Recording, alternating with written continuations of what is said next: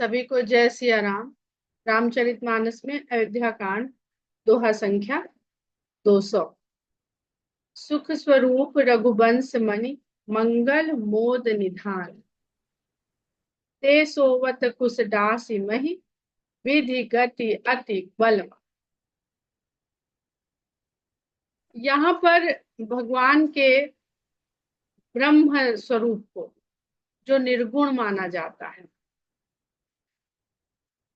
उसके द्वारा सगुण भगवान की जो व्याख्या करी जा रही है और जिस सुख दुख की बात को बताया जा रहा है, जिसको हम अपने शरीर धारण करने के कारण महसूस करते हैं, अनुभव करते हैं, उसको भगवान राम के सगुण रूप के द्वारा उसी सुख दुख के अनुभव से मुक्त रहने के भाव को समझाने का प्रयास किया जा रहा है। क्योंकि दोहे की पहली पंक्ति स्वयं कह रही है कि सुख स्वरूप रघुवंश मन। तो पानी को स्वयं प्यास लगती है क्या? तो जो सुख के स्वरूप हैं, ऐसे रघुवंश के मणि शिरोमणि स्वरूप मंगल मोद, मंगल और आनंद के भंडार, ये सब सुखों के परिभाषाओं में सम्मिलित रहती है। कल्याण रहना, आनंद में रहना। तो ये सारे भंडार कहाँ पर निहित हैं? भगवान राम के स्वयं इन सबके स्वरूप है, निहित नहीं है, वो स्वरूप ही है इन सबके। लेकिन इनका अनुभव करने के लिए जब देह का बोध व्यक्ति करता है, तब इन सुख दुख को वो अनुभव करता है, महसूस करता है, और सुखी होता है या दुखी होता है। अब भगवान से अगर हम प्रार्थना करें, उनकी पूजा करें, उपासना करें और अपने दुखों का उनके आगे बखान करें, रोएं, भगवान बहुत कष्ट है, बड़ा दुख है, और हमको ऐसे कोई समझाए, गुरु बैठ के समझाए या ग्रंथ समझाए, शास्त्र समझाए, अरे इसमें क्या दुखी होने की बात है, देखो तुम तो इन सब से परे हो। तो हम, वो है भी इस तरह के गीत है ना, मेरी विनती सुने तो जान मानू तुझे मैं राम। तो अगर आप भक्त क्या कहेगा, अरे तुम आओ धरती पर तो जानो, वहां से परम ब्रह्म बन के कहना बहुत आसान है, क्योंकि निर्गुण है वो। उसके अंदर सुख भी व्याप्त है, दुख भी व्याप्त है, आनंद भी व्याप्त है, क्रोध भी व्याप्त है। वो तो किसी चीज को कभी दिखाता ही नहीं है, प्रतिक्रिया ही नहीं है कोई।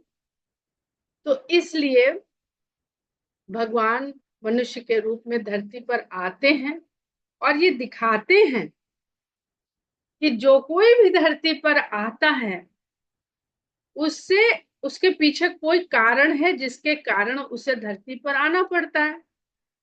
तो कारण ते कारज कठिन, कारण तो हम बिना सोचे समझे बना लेते हैं, और जब उस कारण के कार्य का कष्ट पीड़ा से गुजरते हैं तो हम दुखी हो जाते हैं। इसलिए भगवान भी वैसे ही जी रहे। किसी गरीब के घर में भी तो आके जन्म ले सकते थे। तब हम ये अपने आप को कैसे समझाते कि जो राजा दशरथ के पुत्र हैं, चक्रवर्ती सम्राट के पुत्र हैं, वो इतना असुविधापूर्ण जीवन जी रहे हैं। तभी तो हमें समझ में आएगा। जिसके पास है ही नहीं, उसको नहीं मिला तो उसे कोई कष्ट नहीं है। तो इसलिए भगवान एक राजवंश में शरीर धर के आते हैं और तब ऐसा जीवन जीते हैं उसके पश्चात, जो कम से कम जहां पर प्राप्य है जीवन के लिए वस्तुएं, उन लोगों के बीच जाकर उन्हीं लोगों की तरह जीवन जीते हैं, पर कहीं कोई शिकायत नहीं करते। न वो करते हैं, न माता सीता करती है, न लक्ष्मण करते हैं। ते सोवत, अब भरत जी को ये देख करके बड़ा दुख हो रहा। ते सोवत कुस दासी मही, विधि गति अति बलवान। लेकिन ये चौपाई भरत जी के द्वारा नहीं है, क्योंकि भरत जी तो इन सब का कारण स्वयं को मान रहे। राम सुना दुख कान न काऊ, जीवन तरु जिम जोग वही राऊ, पलक नयन फनि मनि जहि भांति, जोग वही जननी सकल दिन राति। कहते हैं कि श्री रामचंद्र जी ने तो दुख क्या शब्द है, अयोध्या में रहते हुए अपने कान से दुख शब्द भी नहीं सुना कभी। और जिनको उनके पिता राजा दशरथ इस प्रकार संभाल के रखते थे जैसे उनके जीवन वृक्ष वही, कल्प वृक्ष नहीं, जीवन वृक्ष। जीवन रहेगा तब कल्प वृक्ष की आवश्यकता होगी। जीवन ही नहीं तो कल्प वृक्ष क्या करेगा।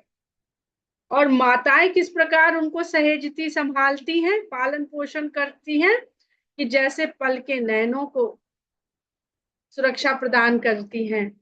और जिस प्रकार मणि की सुरक्षा फन करता है, उस प्रकार माताएं उन्हें संभाल संभाल के रखती हैं। ते अब फिरत विपिन पदचारी, कंद मूल फल फूल आहारी। वे अब जंगल में नंगे पैरों चल रहे हैं और जिनका आहार कंद मूल फल फूल है, जहां जो मिल गया, वृक्ष पे लगा हुआ कुछ मिल गया।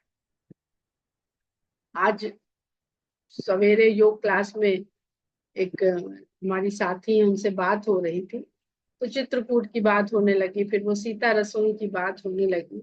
फिर वहां पे जिस तरह से पंडे पूजा करवाने वाले इत्यादि जिस तरह लोगों की आस्था का भावनाओं का दोहन करते हैं, कि वहां चकला बेलन मुरसा बेलन रख देते हैं। अब उनसे कोई पूछे कि कहाँ से आटा पिसवा के लाते थे लक्ष्मण जी जो वो रोटी बनाते, क्योंकि वो ग्रामवासी नहीं थे, वो वनवासी थे। वन में खेत नहीं होते भाई। और कैकेयी माता ने जब उनको वनवास दिया था तो दंड कारण्य में वास बोला था, ये नहीं कहा था कि राज्य से निकास है तुम्हारा। तो जंगल में खेती नहीं होती, खेती ग्रामों में होती है। तो कहाँ का वहां पे सीता रसोई चूल्हा भी बना है, फुरसा बेलन भी रखा है। क्या खेती करते थे? चलो ऋषि मुनि खेती भी करते थे, वहां से गेहूं भी पा जाते रहे होंगे और पिसाल आते रहे होंगे, फिर रोटी बनाती रहे होंगे। तो ये खाली लोगों इस यहाँ तक इसको माने कि चिन्हित कर देना है कि भाई ये है जहां वो अपने भोजन की व्यवस्था करती थी सीता माँ। चुन के तो लक्ष्मण जी ही लाते थे, सीता जी कहाँ चुनने जाती थी? वो तो चुनने नहीं जाती थी फूल। हाँ, लकड़ी चुनने लक्ष्मण जी जाते थे, तो लकड़ी चूल्हे के लिए नहीं लेने जाते थे। रामचंद्र जी अग्निहोत्र करते थे प्रातः और संध्या, उसके लिए लकड़ी लेने जाते थे। खैर, धिग कैकई अमंगल मूला, भय प्राण प्रियतम प्रतिकूला। ये सब अमंगल जो राम के जीवन में आया, जो मंगल मोद के निधान है, उनको ये अमंगलकारी जो जीवन जीना पड़ रहा है, इसके मूल में कैकेयी है, उसको धिक्कार है। ऐसी कैकेयी को धिक्कार है जो अपने प्रियतम के भी प्रतिकूल हो गई। भई प्राण प्रियतम प्रतिकूला, अपने प्राण प्रिय पति के भी विपरीत चली गई। मैं धिग धिग अग उधरी अभागी, सब उत्पात भयउ जहि लागी। अब भरत जी स्वयं को कोस रहे हैं कि और उससे बढ़ के तो मुझे धिक्कार है। अगर कैकेयी को एक बार धिक्कार है तो वो भरत जी स्वयं को दो बार धिक धिक कर रहे हैं। जो पाप का समंदर है, अभाग्य अभागा इतना अधिक है, इतने अधिक पापों का समंदर है कि जिसके कारण ये सब उत्पाद। कुल कलंक कर सृजऊ विधाता, साई दो मोहि कीन्ह कुमार। मेरा तो सृजन ही विधाता ने कुल के कलंक के लिए किया। राम तो रघुवंश मणि है, परंतु भरत को कुल कलंक के लिए पैदा किया है, रचा है। और रच तो दिया, अब वो कलंक बने कैसे? कुछ और भी करके कलंकित कर सकता था मैं अपने कुल को, लेकिन स्वामी का द्रोही बनाने के लिए मेरी माता ने इसमें कार्य किया। सुनि सप्रेम समझाओ निषादु, नाथ करिय कत बाध विसाद। उनकी इस प्रकार की बातें सुन के निषाद उनको समझाते हैं और कहते हैं कि हे स्वामी, व्यर्थ में क्यों इतना दुख कर रहे हैं? राम तुम ही प्रिय, तुम प्रिय राम ही, यह निर्जोसु दोषु विधिवा। राम आपको प्यारे हैं और आप राम को प्यारे हैं। ये जो सब दिख रहा है, निर्जोष यानी निर्यास। निर्यास शब्द है संस्कृत का, जिसका अवधीकरण या अक्सर जा हो जाता है बोलचाल की भाषा में।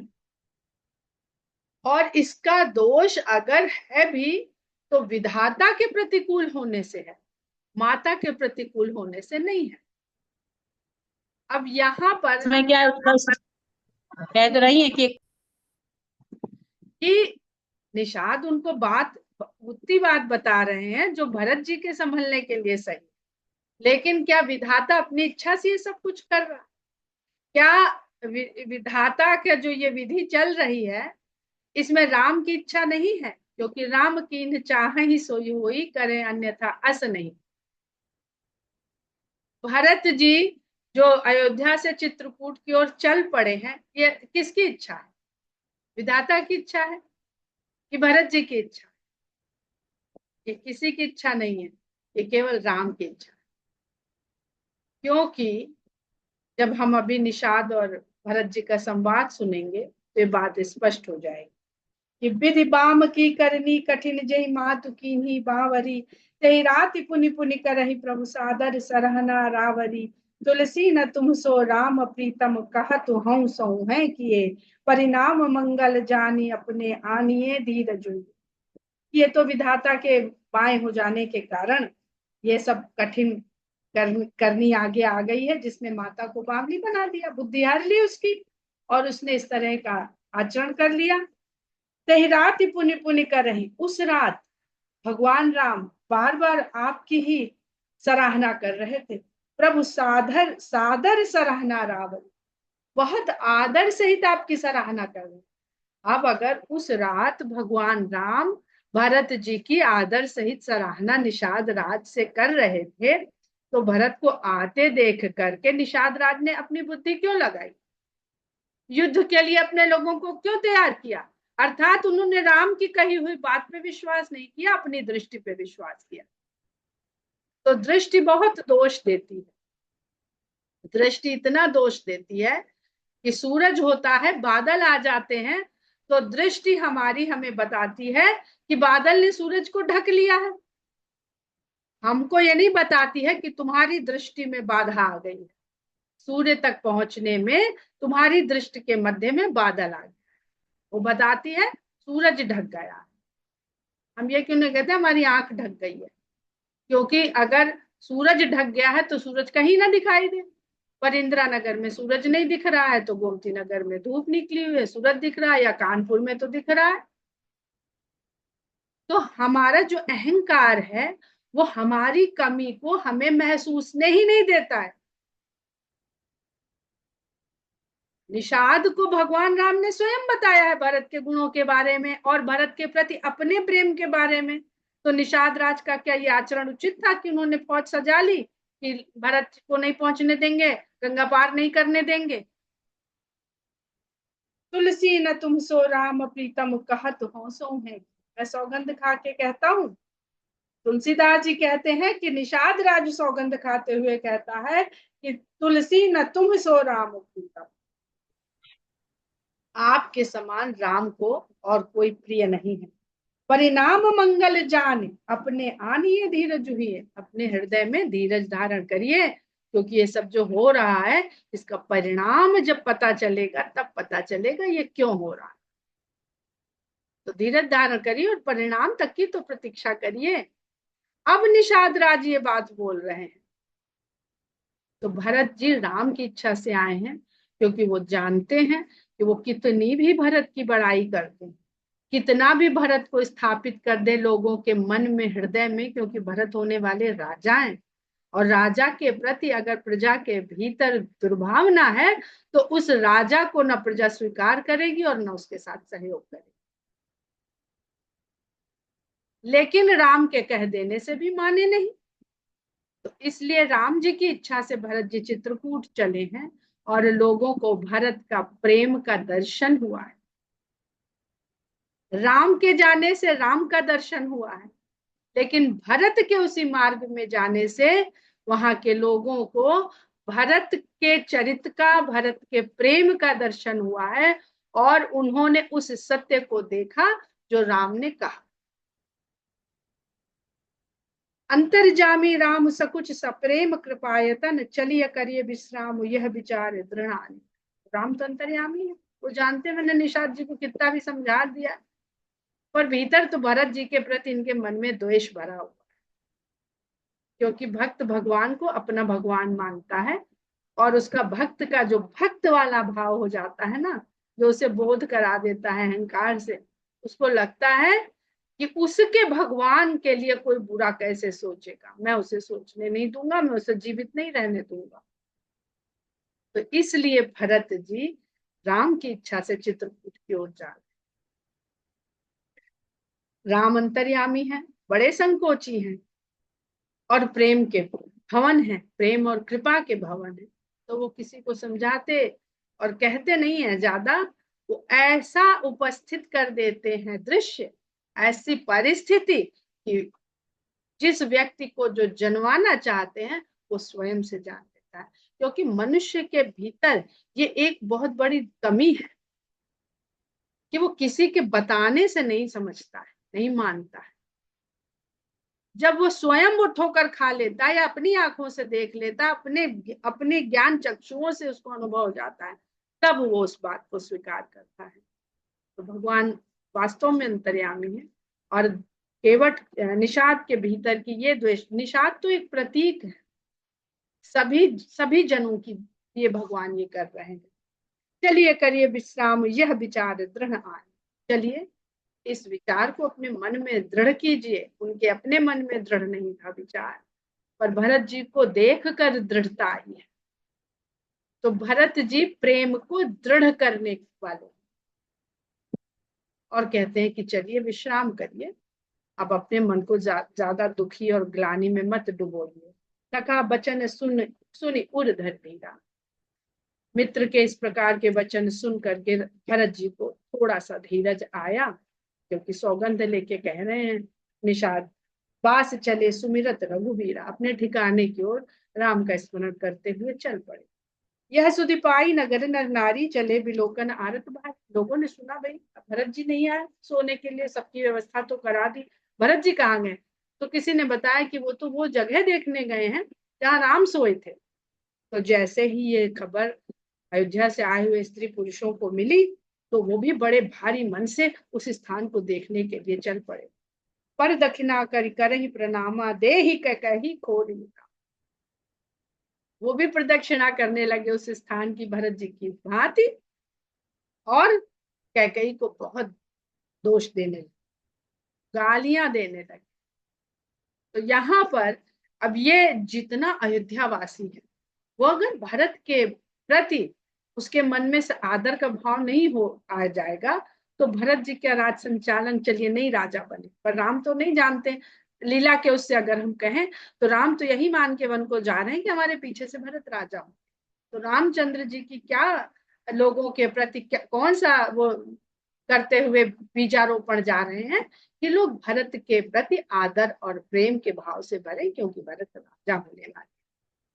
और इस क्रिया के द्वारा अयोध्यावासियों के मन में भरत के लिए बहुत आदर, बहुत श्रद्धा बढ़ता जा रहा है। एक सराह ही भरत स्नेहु को कह नृपति निबाहे हुए। कैकेयी को तो दोष दे रहे हैं, भरी भरी बारी बिलोचन ले। राम यहाँ पर सोए ये देख करके सबकी आंखों में आंसू भरे आ रहे हैं, और बाम विधाता ही दूषण दे, सब विधाता के विपरीत होने का, प्रतिकूल होने का ही दोष दे रहे हैं इसमें। और एक भरत के स्नेह की सराहना करते हैं तो कोई कहता है कि राजा ने अपने स्नेह को भली प्रकार से निभा दिया। निंदहि आप सराहि निषादहि, तो कही सकहि विमोह बिसा। वे सभी अपनी निंदा कर रहे हैं और निषाद की सराहना कर रहे हैं। को कही सकई विमोह विषाद, इस समय उनके विमोह को और दुख को कौन कह सकता है, क्योंकि अयोध्यावासी जानते हैं कि वो अयोध्या में रहकर भी ये सब राम के इस भाव को नहीं देख पाए। और निषाद जी जो हैं, उन्होंने तो राजकुमार की तरह देखा बस अयोध्यावासियों ने राम को, लेकिन निषाद ने तो राम को इस वनवासी की तरह रहते हुए, सोते हुए देखा, और किस प्रकार राम का क्या वार्तालाप हुआ इसको निषाद ने सुना, अनुभव किया और लोगों को बताया। तो उनको अपने आगे निषाद कहीं अधिक श्रेष्ठ जीव लग रहा। यही बीती रात लोग सब जागा, भा बिनसार गुजारा। इस प्रकार लोगों की वो रात जागते जागते ही बीत गई, और जैसे ही भोर हुई, नावों का जो खेमा था वो गंगा जी के किनारे इकट्ठा हो गया। जितनी नावें थी वो सब वहां एकत्रित हो गई।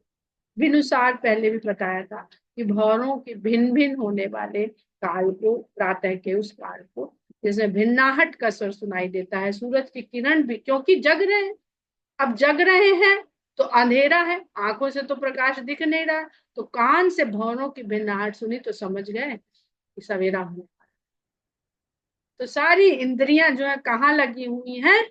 राम से भेंट होने की ओर लगी। गुरही चढ़ा, गुरही सुनाव चढ़ाई सुहाई, नई नाव सब मातु चढ़ाई।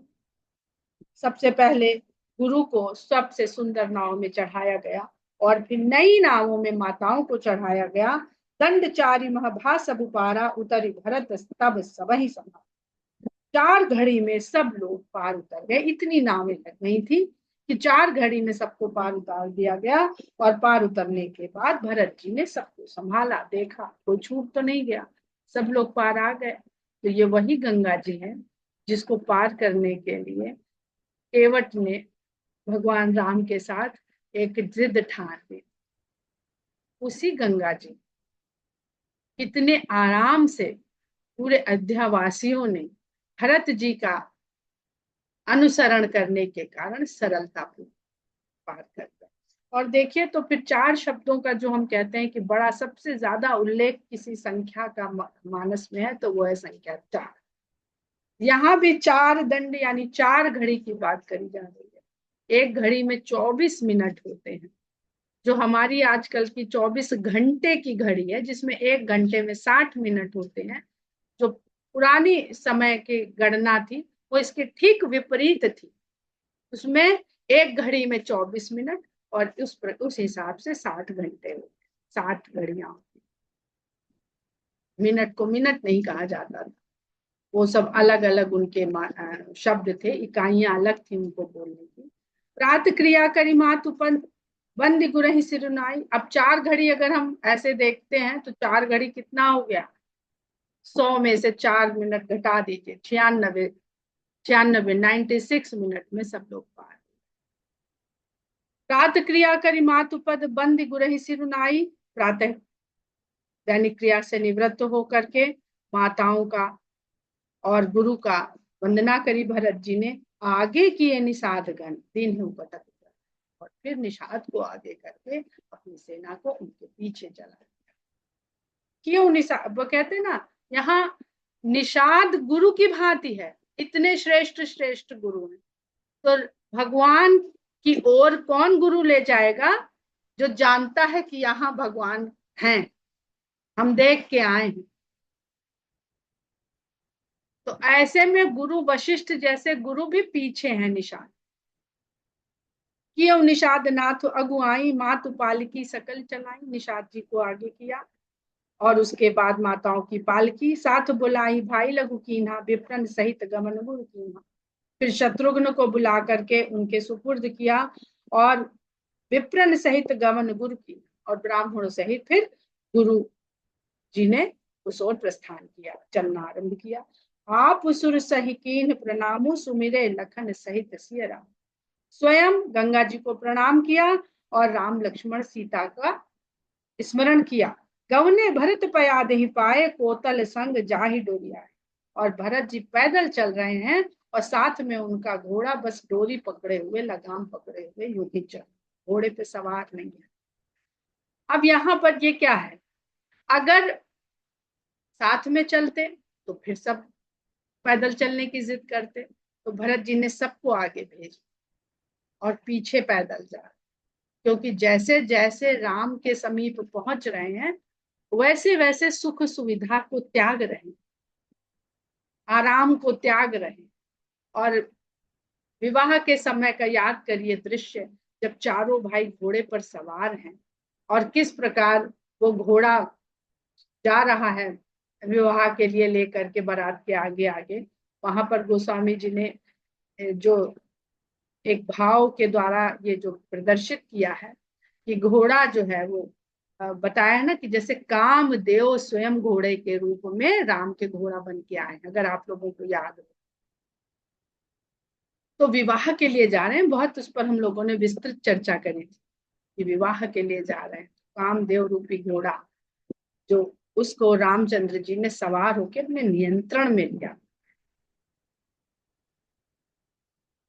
तो घोड़ा अगर कामदेव और कामना का प्रतीक है, तो ऐसे काम को त्याग करके भरत जी पैदल चलते हैं। अगर हम कामना पे सवार होकर के जाएंगे तो भगवान तक हमें लगता तो है हम जल्दी पहुंचेंगे, लेकिन हम पहुंचेंगे नहीं। वो कामना हमें कहीं ना कहीं भ्रमित कर देगी। वहां तो रामचंद्र जी का घोड़ा आगे था, तो पीछे पीछे सबके घोड़े चले जा रहे हैं, और वो घोड़ा राम जी के नियंत्रण में था, तो किसी के भी घोड़े के बहकने की उम्मीद नहीं। पर यहाँ तो भरत जी अकेले हैं, निषाद आगे आगे चल रहा है, तो कामनाओं से उतर करके, कोई कामना लेकर के नहीं जा रहे, सब त्याग दिया है उन्होंने। कहीं सुसेवक 12 हो ही नाथ अस ससुरारा, जबकि उनके सेवक बार बार कहते हैं कि आप घोड़े पे सवार हो जाइए। राम पयादे ही पाए सिधाए, हम कह रथ गज बाजी बनाए। तो भरत जी उन्हें उत्तर देते हैं कि राम पैदल गए हैं वन को, और हमसे कह रहे हो कि हाथी रथ घोड़े इस पे सवार होके जाओ। सिर भर जाऊं उचित असमोरा, सबते सेवक धर्म कठोरा। मैं सिर के बल चल के जाऊं तो भी मेरे लिए कम है, क्योंकि सेवक का धर्म सबसे कठिन। सेवक को अपने स्वामी से कमतर में रहना आना चाहिए। एक ही भरत गति सुनी मृदुबानी, सब सेवक गण करहि गला। जब भरत जी ने सेवक धर्म के बारे में अपने सेवकों को बताया, जो तथा कथित राज्य के सेवक है, वो भी सेवक भरत जी के लिए स्वयं के सेवक नहीं है, क्योंकि वो तो अयोध्या की सारी संपदा को, सारे लोगों को राम का मान, अपना नहीं मानते सेवक, ये हमारी सेवा की। तो उनकी ऐसी गति देख भरत गति सुनि मृदुबा, भरत जी की गति यानी उनका आचरण, चरण आचरण गति, इनका सब बहुत बहुत सीधा सीधा संबंध है। और उनकी मधुर वाणी सुनकर के जितने सेवक थे वो ग्लानि से लगता है गल गए। ये राजकुमार हो करके ये सेवक धर्म का जो पालन कर रहे हैं, वो भला हम लोग कभी कर पाए क्या। भरत तीसरे पहर कह कीन प्रवेश प्रयाग, कहत राम सिय उमग उमग अनुराग। इस प्रकार चलते हुए तीसरे पहर भरत जी ने प्रयाग में प्रवेश किया, और राम सिया कहते कहते चलते चले गए, और उनके हृदय में प्रेम उमड़ता चला गया। झलका झलकत पायन कैसे, पंकज कोस ओस कन जैसे। पैदल चलते चलते उनके पैरों में छाले पड़ गए हैं, वो इस तरह चमक रहे हैं जैसे कमल की कली पर ओस की बूंदे चमक रही। भरत पयाद ही आए आजू, भयो दुखित सुनि सकल समाज। प्रयाग में भरत जी पैदल पधारे हैं, यह सुन करके सारा समाज दुखी हो गया, क्योंकि पीछे तो देख ही नहीं पाए ना कि भरत जी पैदल पैदल आ रहे हैं। खबर लीनी सब लोग नहाए, कीन प्रणाम त्रिवेणी ही आए। भरत जी जब पहुंचे तो उनको पता लगा कि सब लोग स्नान कर चुके हैं, तो उन्होंने जाके त्रिवेणी को प्रणाम किया। सविधि सितासित नीर नहाने, और विधि सहित श्वेत अश्वेत जल में स्नान। अब ये श्वेत अश्वेत वही जिसकी हम लोग इतने दिन से बात कर रहे हैं, सगुण और निर्गुण, ब्रह्म और भगवान। श्वेत अश्वेत, अंधकार के भीतर ही श्वेत विराजमान, ऐसे श्वेत अश्वेत जल में सीता सिद्ध श्वेत अश्वेत गंगा और यमुना के जल में नहाए, दिए दान महिसुर सम्माने, और स्नान करने के बाद ब्राह्मणों को सम्मान सहित दान दिया। देखत श्यामल धवल हलोरे, पुलक शरीर भरत कर जोरे। श्यामल और उज्जवल लहरें देख करके भरत जी का शरीर पुलकित हो गया। ये उसी आनंद की बात हो रही है जिसको छविनाथ जी पूछ रहे थे और राजरानी जी कह रही थी कि हम इसको बता नहीं पाए। तो जो आप जानना चाहते हैं वो मानस में धीरे धीरे सब मिलता रहे। अब हम उसको पढ़ के कितना पुलकित हो पाते हैं, उस अवस्था को अनुभव कर पाते हैं कि हमारी पात्रता के, जिसका जितना दामन था उतनी ही सौगात है, यहाँ सब कुछ। देखत श्यामल धवल हलोरे, पुलक शरीर भरत कर जोरे, सकल काम प्रद तीरथ राउ, वेद विदित जग प्रगट प्रभाउ, मांगो भीख त्याग निज धर्मु, आरत काहन करई कुकर्मु, अस जिय जानि सुजान सुदानी, सफल करहि जग जातक बानी, अरथ न धर्म न काम रुचि, गति न चाहऊ निर्वाण, जन्म जन्म रति राम पद यह वरदान। बहुत सुंदर भरत जी की ये कामना है, बहुत सुंदर दोहा है। इसका हम लोग पूरा आनंद उठाना चाहते हैं, इसलिए आज इसको हम लोग खाली पाठ करके छोड़ते हैं, और इसका आनंद जब अगली बार हम लोग मिलेंगे तब इसका पूरा आनंद उठाएंगे। ये मेरी दैनिक प्रार्थना इसी दोहे के साथ मेरी पूरी करते हैं भगवान के सामने खड़े होके, क्योंकि कहे कहे तो मिलेगी। हम मांगे तो भगवान से एक बार कि विषय कामनाओं से मुक्त देके हमें भी ये प्रदान करिए, तो इसको मुंह से कहना तो शुरू करें कम से कम। रसरी आवत जात से वो है ना, तो जो कहेंगे अपने कानों से सुनेंगे तो कभी ना कभी तो हमारी बुद्धि में, हमारे मन में इस तरह का भाव बैठेगा। जिस दिन मन में ये भाव बैठ जाएगा उस दिन भगवान की कृपा हो जाएगी और हमको ये प्राप्त हो। तो आज हम लोग यहीं पर विराम करते हैं। जय सिया राम।